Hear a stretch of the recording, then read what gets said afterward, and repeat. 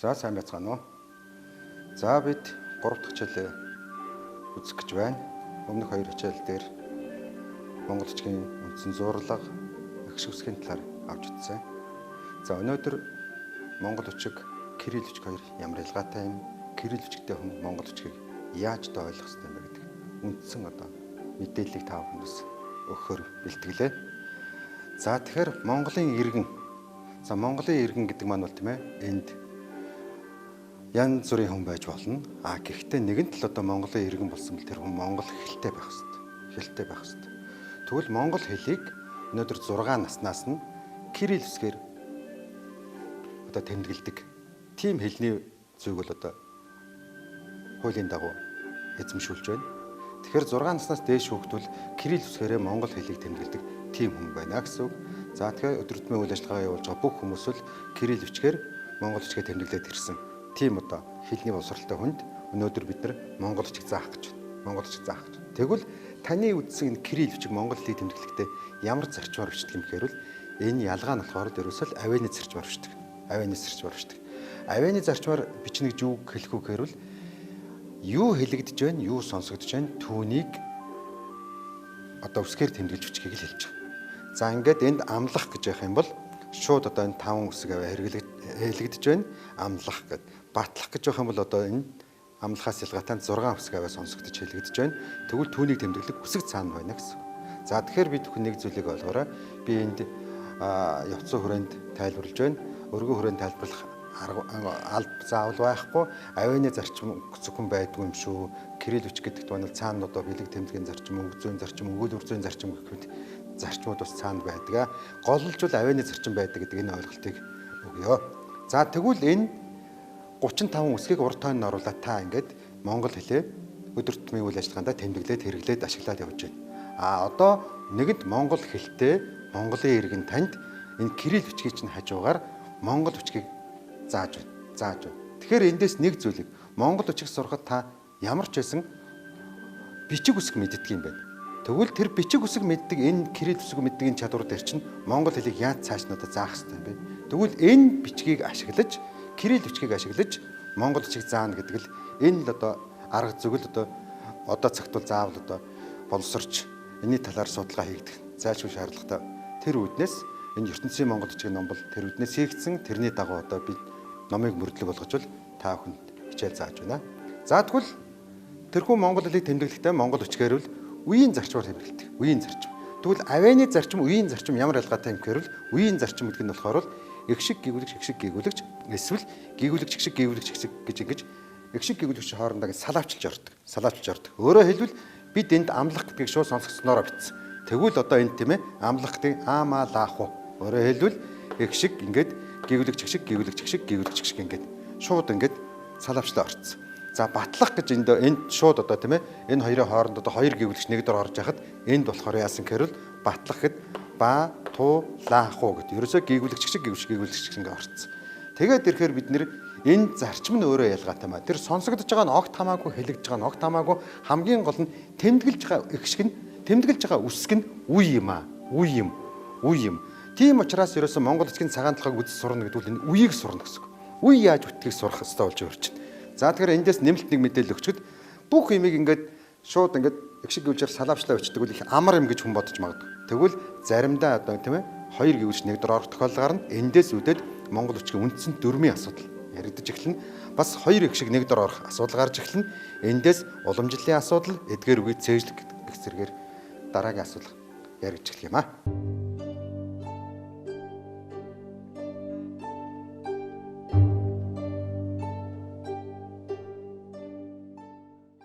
За монгол бичиг бол үеийнээс үтдэг гэж байна. Үсгүүд нь үеийнээс үтдэг.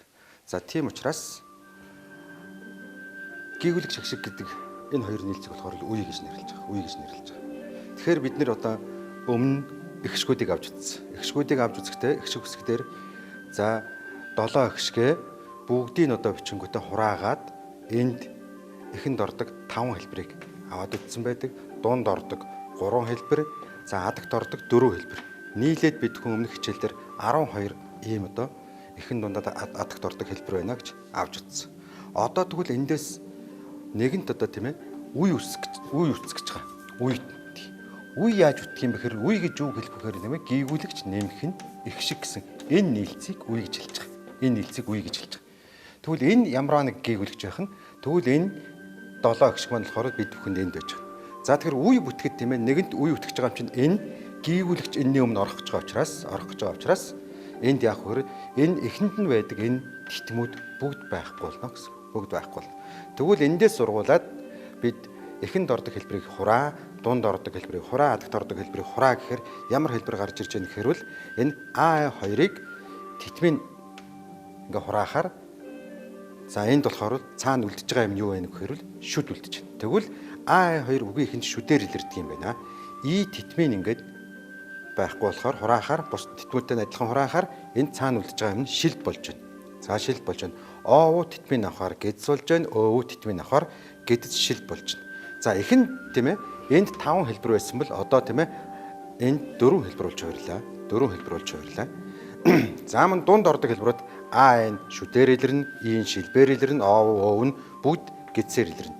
За адагт орж байгаа хэлбэр маань болохоор мөн А-ын сүүл орхицоор илэрнэ, нумаар илэрнэ, гэдстэй нумаар илэрнэ гэд. За энд ингээд нийлээд болохоор юу болсон гэхээр энд нэг 11 хэлбэр ингээ гараад ирсэн. 11 хэлбэр гараад ирсэн. Одоо хамгийн гол энэ л одоо бидний одоо нэг үе бүтээх гол хэрэгсэл маань. Өөрөөр хэлбэл тэр хэлбэрээ энд бичих юм бол энэ титэмгүй орж байгаа энэ хэлбэр 4 хэлбэр. За энэ 3 хэлбэр. Энэ адагт орж байгаа 4 хэлбэр. За үе бүтээх хамгийн гол хэрэгсэл.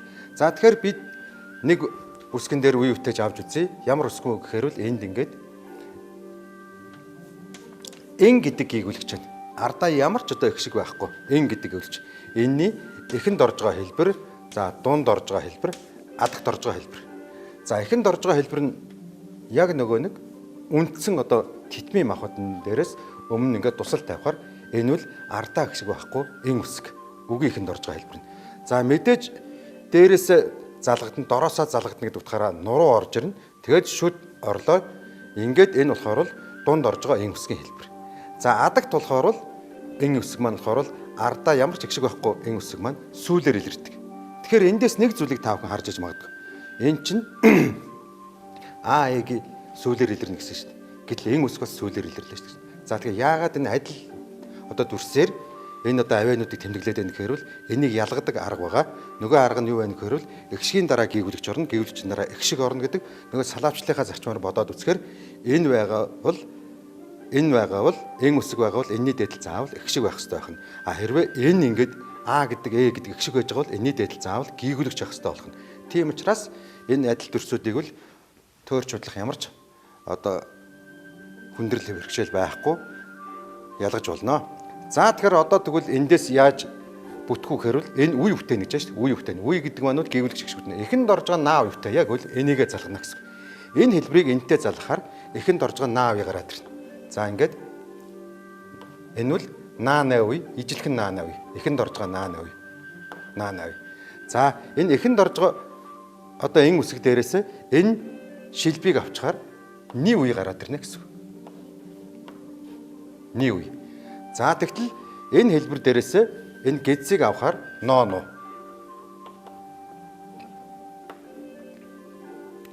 За бид бүхэн энэ үе яаж бүтэж байна вэ гэдгийг. За мөн энэ хэлбэр дээрээс энэ хэлбэрийг авахаар энд нөө.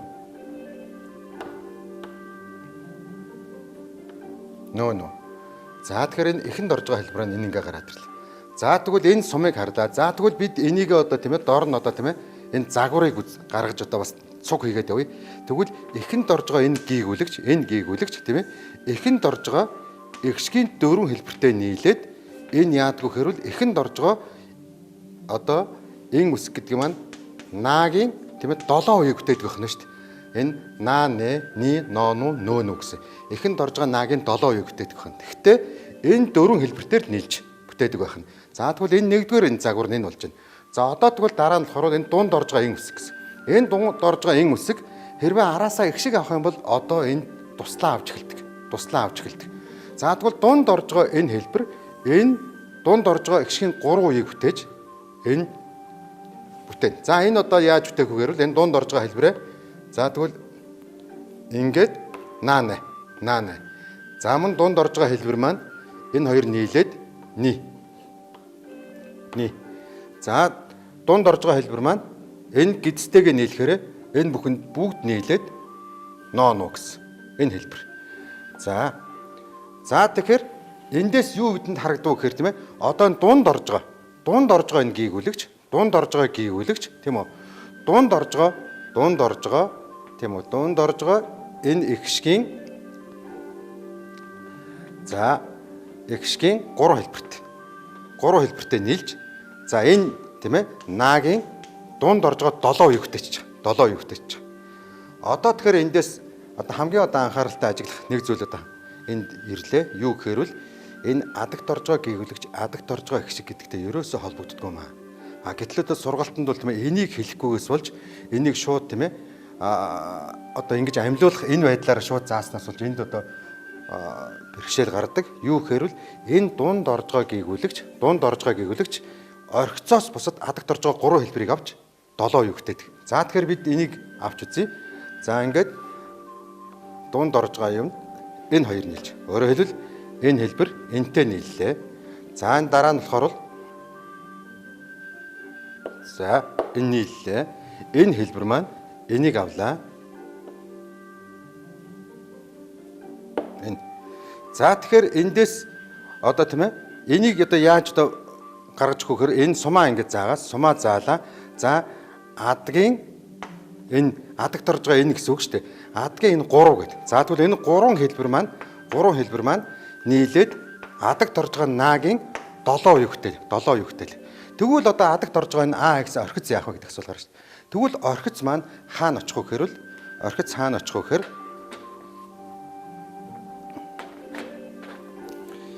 энэ орхиц маань зөвхөн адагт орж байгаа гүйвэлэгчийн ард талд нь орхиц очно. Энд очно. Энэ рүү шилжиж очно. За тэгэхээр энийг яаж томьёолох вэ гэхээр тийм ээ адаг нь тийм ээ энд орхиц замнаа гэдэг.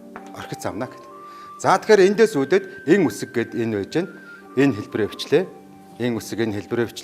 Энэ маань орхиц замнаа гэдэг.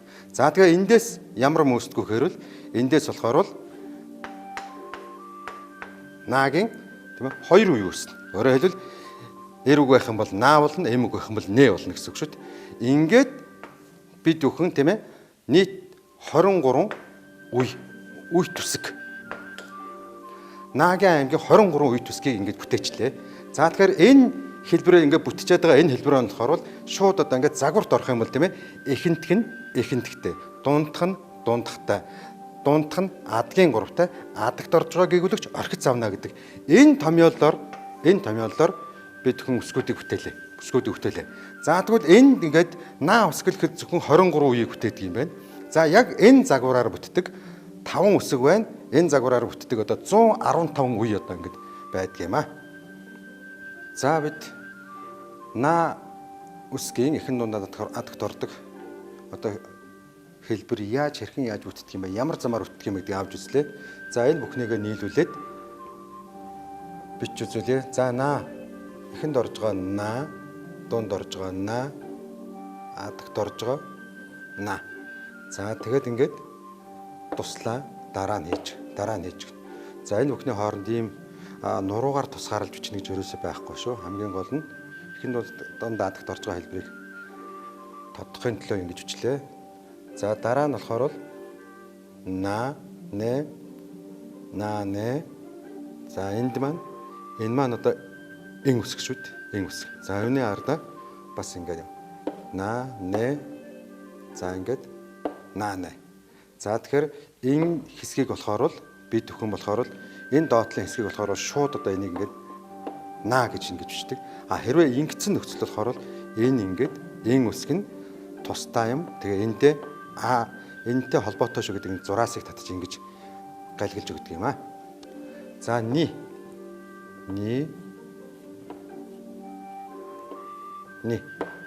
За тэгэхээр нэг болохоор шүдний дээдлийн гизийг 45 хэмээн налуутай гэсэн, шилдний дээдлийнхийг болохоор их зөчж явах хэрэгтэй гэсэн. За дунд орохоор тэр хэлбэр болохоор шууд өөрчлөн. За ноо мөн гидсний дээдлийн тэтвийн шүдийг ихц. За бусд нь болохоор тий. За тэгэхээр бид нэр их шиг өсгөөдийг үзэж байхад үтсэндээ энэ одоо шүд бүхний урд талд нөгөө нэмэлт тэмдгүүд байдаг юм шүү. Тэгвэл шүдгүүгээр нуруунд дээр нэмэлт тэмдэг тавина гэж байхгүй гэж. За энд нь бол ихц байх хэрэгтэй мэдж байгаа. Энэ хэлбэр маань тийм ээ. Энэ доотх энэ одоо хошоо гарч байгаа гизтэйг ижилхэн байх хэрэгтэй. За ноо нуугийн хэлбэр. За нөө нүүгийн хэлбэр. За нөө нүүгийн хэлбэр болохоор л энэ одоо шилбийг энэ гизтэй наалдуулан ингэж гаргаж өгдөг. Наалдуулан гаргаж өгдөг. Зарим улсууд болохоор л энийг болохоор салангадаар ингэж хийх гэдэг. Жохон салгаж зохиомл нуруу энэ хоёрын хооронд үүсгдэг.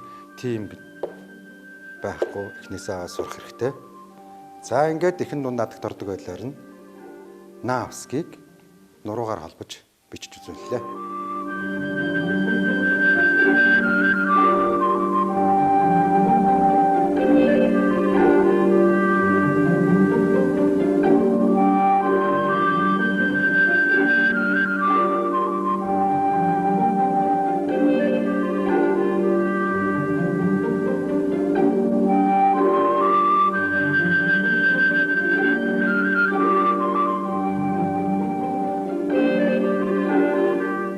Үйт үсэг буюу наа үсэг одоо бид үзэж байна. За наа үсэг маань болохоор л өөрөө үндсэн зурлага дээрээс нэмэлт тэмдэг тавьж өгддөг үсэг байгаа. За тэгэхээр одоо бид нэр үг үтээж унших одоо тийм дасгалыг хийх гэж байна.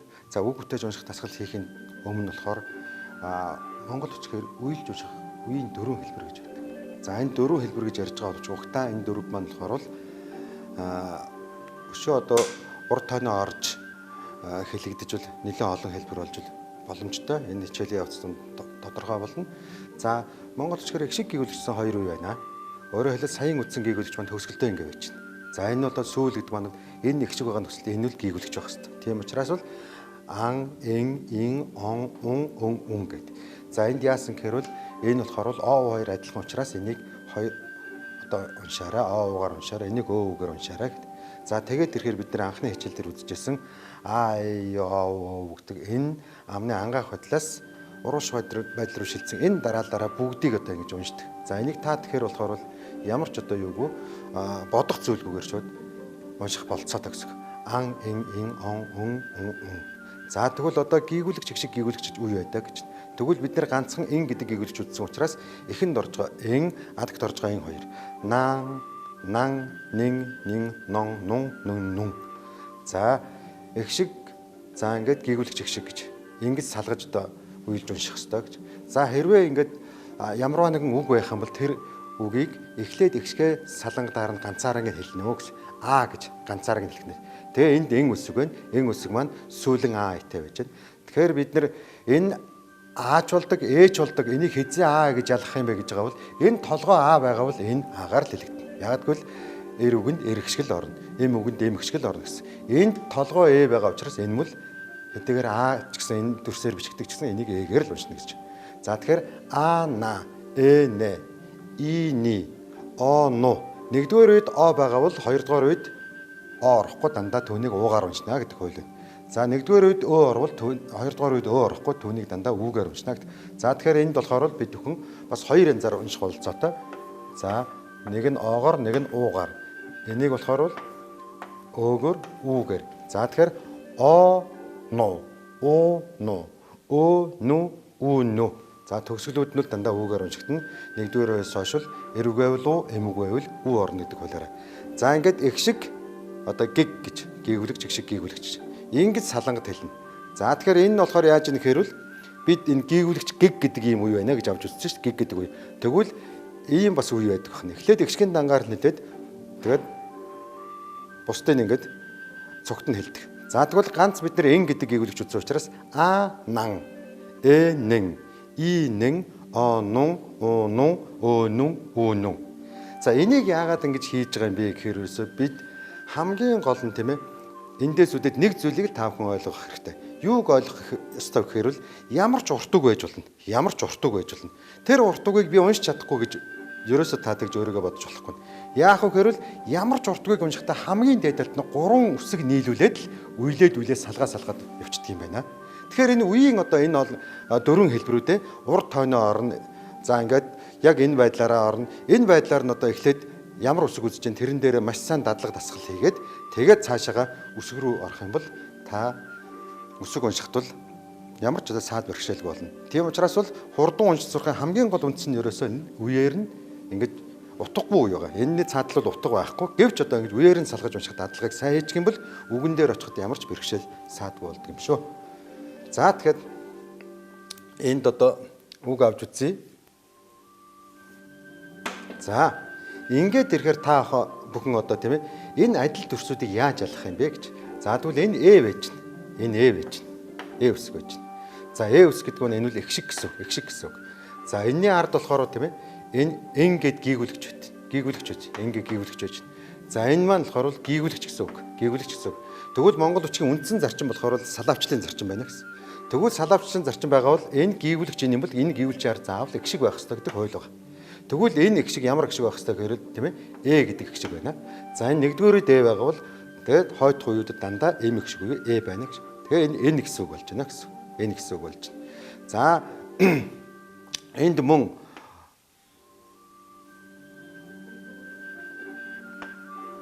энэ за би хоёр үгийг зэрэгцүүлэн авч үзье. Хоёр үгийг зэрэгцүүлэн авч үзье. Та бүхэн энэ дээр зөв ойлгох үднэс би зэрэгцүүлэн авч үзье. За энд ингээд О юм уу байж чинь. О юм уу байж чинь. За энэ бол О юм уу ингээд орно. За тэгвэл энд И орчин. И орчин. И орчин. И орчин. За тэгвэл энэ О юм уу маань юу вэ гэхээр л энэ болохоор л их шиг. Их шиг. Их шигийн дараа энэ бид нөгөө нэг эхний хичээл дээр үсэн зурлага дээр үсэн энэ бол нумаа гэд. Их шигийн дараа ийм дүрс буюу ингээд ном орж явах юм бол тэрхүү дүрсийг бид нэр галаглахтаа тийм ээ хагасыг тэмдгээр галаглах хэрэгтэй. Хагасыг тэмдгээр. Харин одоо энд ингээд бол энд их шиг байж байна. Их шиг байж байна. Их шиг байна. Энэ гийгүүлэгч байна. Гийгүүлэгч байна. За эндээс үдээд энэ гийгүүлэгчийн араас энэ ном орох юм бол түүнийг бид нар И гэж галаглах хэрэгтэй. За тэгэхээр энд болохоор яах вэ гэхээр энд О-ни гэж үг. За эндээс О-ни гэд бид нэр одоо зөөлний тэмдгээр өчтдөг бол тэрхүү зөөлний тэмдгийг маань кирилл өчгд. Энэ нумаар буюу игээр ингэж илэрхийлж өчтдөг байх нэ. За дараагийн хэсэг болохоор бол хэл зүйн хэсэг рүү орж байна. Өөрөөр хэлбэл хэрэглээний хэсэг рүү орж байна. За энэ бид оны гэж байна. За тэгэхээр он гэдгийг одоо бид бичиж сурлаа. Он гэдгийг бичиж сурсан. За ингээд он. За тэгвэл энэ хариалахын тялгалын И нөхцөл. За гэтэл оны үнэний гэхэд тийм ээ энэ одоо залгууруудыг дандаа энэ өмнөх нэр үгэнд нь одоо цогтон залгаж бичиж байна. Тэгвэл монгол үчгээр Т ялгалын нөхцөлийг буюу нэрийн нөхцлүүдийг бүгдийг тухайн үгнээс нь салангад бичдэг. За энэ хэлбэрийг үндсэн зурлага дээр бид нар байж байдаг. Гэдэс нумаас ингээ бүтдэг тийм үү. За тэгвэл ингэж бичвэл энэ болохоор он уу болно гэсэн. За тэгвэл энэ хэлбэрээр одоо тэр 61 И гэдэг буюу хариалахын тялгалын И гэдэг хэлбэрийг одоо тэмдэглэдэг байна. За үнэн гэж байна. За тэгвэл үнэн гэдэг маань одоо яах вэ гэвэл энэ хэлбэрээр гарч ирнэ шүү дээ. Үнэн гэдэг. Одоо энэ хэлбэр. За тэгвэл үнэн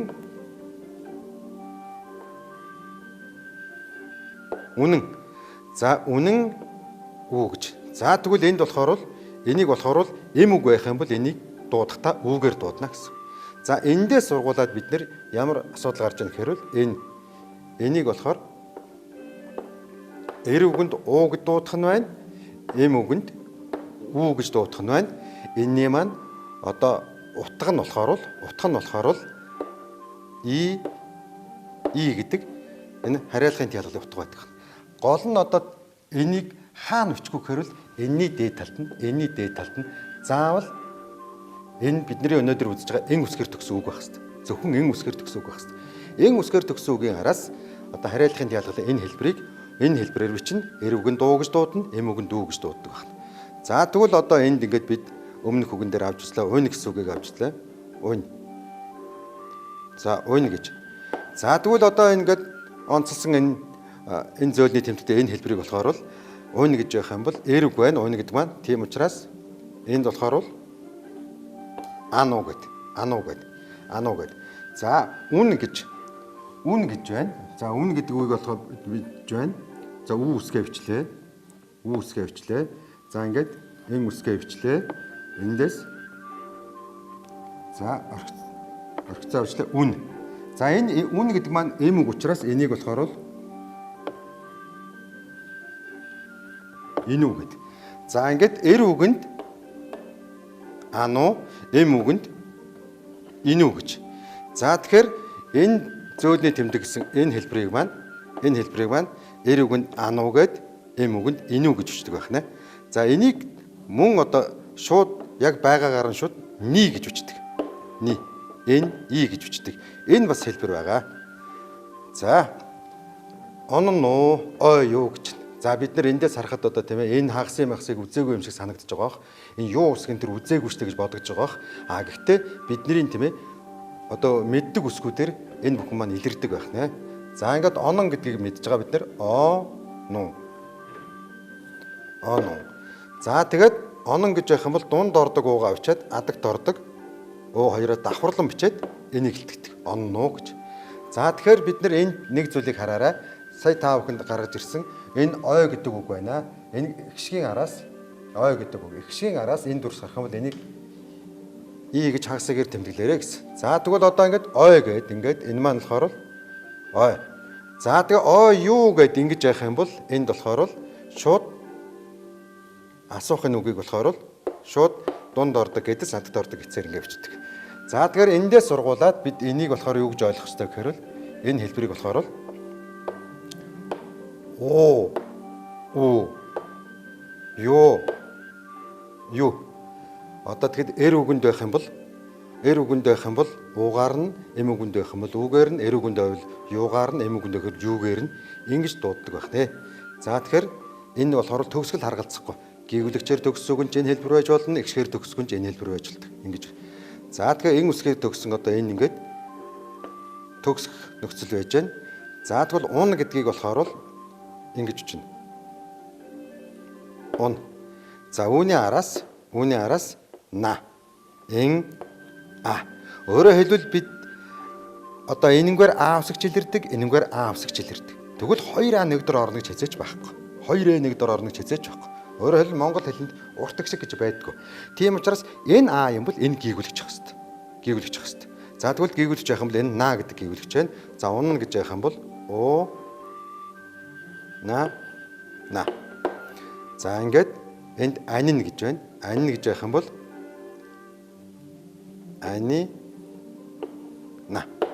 анина. За бид өнөөдрийн хичээл дээр юу авч үзв гэхээр бол үеийн одоо дөрвөн хэлбэрийг авч үзлээ. Мөн одоо монгол хүчгээр ижил хэлбэрүүдийг яаж ялгах вэ гэдэг тэр хэлбэрүүдийг бас ингэж тодтогч ялгаж үзлээ. Мөн зөвхөн өнөөдөр бид нар ганцхан наа авсаг үзсэн учраас наа авсагтай холбоотой хэлцүүн хэлбэрүүдийг яаж одоо тийм ээ хэрэглээнд ашиглах вэ гэдэг тэр талаас нь одоо дөрмийн тайлбартайгаар авч үзлээ. Ингээд өнөөдрийн хичээл дээр үдсэн үсгээрээ утга тасаг болгож үг уншия, бичмээр үг уншия.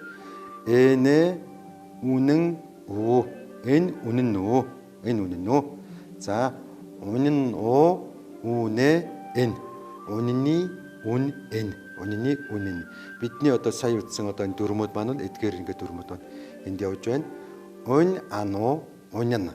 Ун ану унана. Унэн унана. За үнэн унана. За ун гэдгийг ануг бас мөн одоо шууд ийм хэлбэрээр бас бичиж болно гэдэг авч утсан байгаа. Тэгэхээр үнийн унана. За мөн ялгаагүй л энэ маань болохоор л энэ тодчглагчийн одоо үргийг л адилхан гүйцэтгэнэ. За ингээд өнөөдрийн хичээл өгөр өндөрлөж байна.